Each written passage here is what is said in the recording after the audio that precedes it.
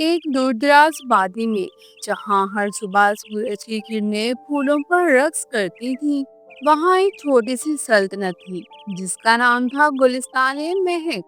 اس سلطنت کی شہزادے کا نام تھا روز، کیونکہ وہ ہر وقت گلاب کے پھولوں میں کھیلتی، انہیں کی خوشبو میں بسی رہتی اور اس کا لباس بھی ہمیشہ گلابی رنگ کا ہوتا۔ روز نہ صرف خوبصورت تھی بلکہ اس کا دل بھی بہت نرم اور مہربان تھا۔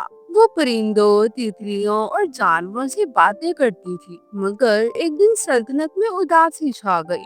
گلستان مہک میں اچانک خزاں کی آندھیوں نے ڈیرے ڈال لیے، سارے پھول مرجھا گئے، درخت سوکھ گئے اور پرندے چلے گئے۔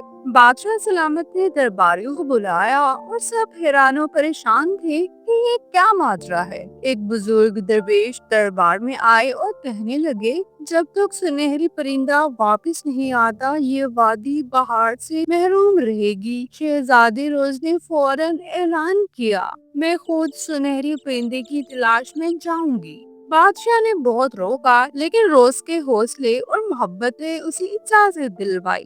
روز اپنی بہترین سہیلی لپنا کے ساتھ سفر پر نکلی، پہاڑ، جنگل، صحرا، ہر جگہ وہ گئی۔ ایک دن ایک جادوئی جھیل کے کنارے ایک بزرگ عورت ملی جس نے کہا، اگر تم واقعی سنہرے پرندے کو ڈھونڈنا چاہتی ہو تو تمہیں 3 آزمائشوں سے گزرنا ہوگا۔ روز نے حامی بھری اور پہلی آزمائش شروع ہوئی۔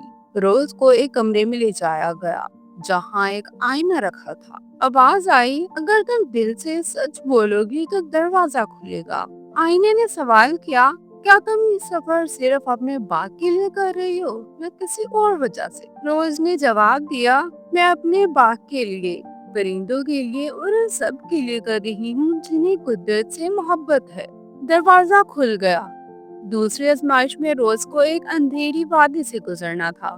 وہاں آوازیں تھیں، چیخیں، خوف، لیکن روز نے لبنا کو گود میں اٹھایا اور کہا، میں تمہیں اکیلا نہیں چھوڑوں گی۔ اس کی روشنی سے اندھیرا پیچھے ہٹتا گیا اور وہ وادی پار کر گئی۔ تیسری اور آخری آزمائش میں ایک خوبصورت پرندہ ایک پنجرے میں بند تھا، مگر ساتھ ہی ایک سنہرا تاج رکھا تھا۔ آواز آئی، یا تو تاج چنو یا پرندے کو آزاد کرو۔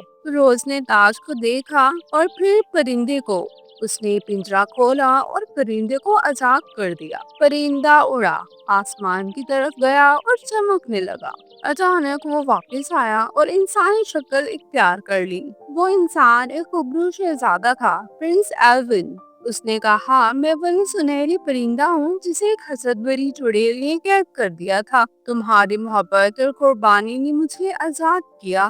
روز حیرت سے اسے دیکھتی رہی اور پھر مسکرا دی۔ روز اور ایلون واپس گلستان مہک آئے۔ ان کے قدم بڑھتے ہی باغ میں بہار لوٹ آئی، پھول کھلنے لگے، پرندے واپس آ گئے اور وادی دوبارہ جنت بن گئی۔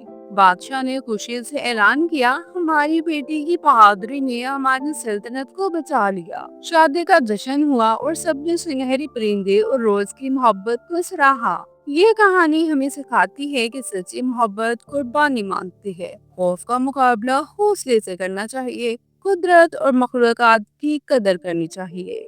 روز پرنسس اور سنہری پرندہ کی کہانی ہر اس دل کو چھو جاتی ہے جو محبت، وفا اور قربانی کو سمجھتا ہے۔